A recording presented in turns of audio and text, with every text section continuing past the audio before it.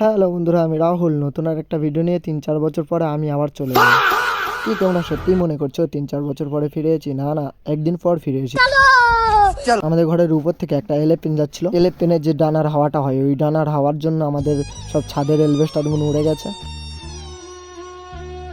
বন্ধুরা, তোমরা তাহলে কি আমার কথাটা সত্যি ভেবেছো? কিন্তু না ভাই, এটা সত্যি কথা না, এটা পুরো একদম মিথ্যা কথা। আমাদের ঘর বাঁধা হচ্ছে, ওই কারণে ঘরগুলো ভাঙা হয়েছে। এই আমাদের ঘরের কাঠ মারা দেখছে, এই ঘরের কাঠ মারতে মারতে প্রায় 10 বছর হয়ে গেছে। হয়ে যাওয়ার পরে আমার শরীরের খুব অবস্থা। আমার হাতে যে এই কাপড় বাঁধা দেখছো, এই কাপড় বাঁধাটা কিসের জন্য? আমাদের যে কাঠগুলো মারা হচ্ছিল, আমাদের কাঠগুলো মারতে মারতে আমার হাতটা ওই হয়ে গেছে, তাই কাপড় বেঁধে রেখেছি। তাহলে তোমরা এটাও কি সত্যি মনে করেছো?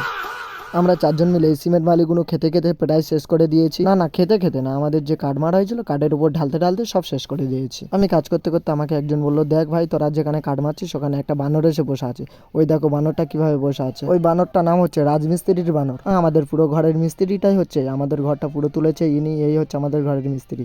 তো চলো বন্ধুরা, সবাই ভালো থাকবে। প্রায় 4-5 বছর পরে ভিডিও আনলাম, আবার 10 বছর পরে ভিডিও আনবো। আলহামদুলিল্লাহ, সবাই ভালো থাকবে।